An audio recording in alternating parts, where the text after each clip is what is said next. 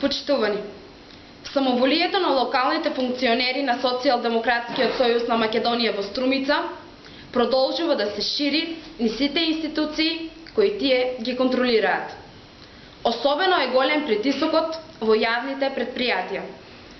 Најнов пример во сапуницата Социјалдемократски сојуз на Македонија против граѓаните е аферата во јавното предпријатие Комуналец, каде што директорот, спротивно на позитивните законски прописи на државата Република Македонија и одлуките на судот, ги користи најтешките моменти на семејни трагедии, смрт на некој во семејството и надвор од законот ги присилува граѓаните да потпишуваат така наречени спогодби за плаќање на заостанати долгови.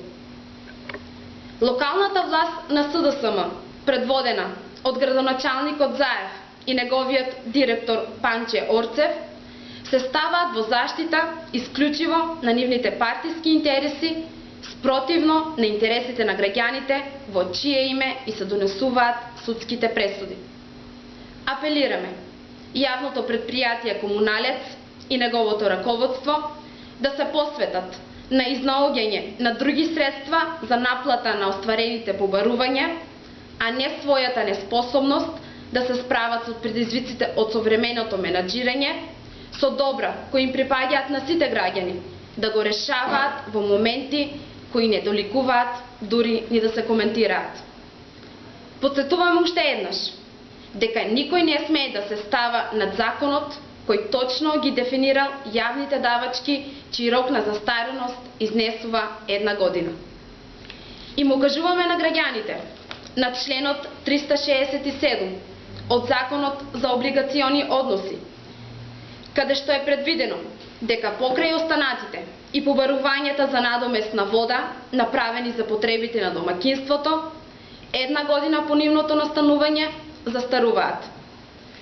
ВМРО-ДПМН не е против неплаќањето на јавните давачки, но најостро се спротивставуваме неспособноста на актуелното раководство на Комуналец да ја одржи тековната ликвидност, да се покрива со непочитување на законот и на судските пресуди.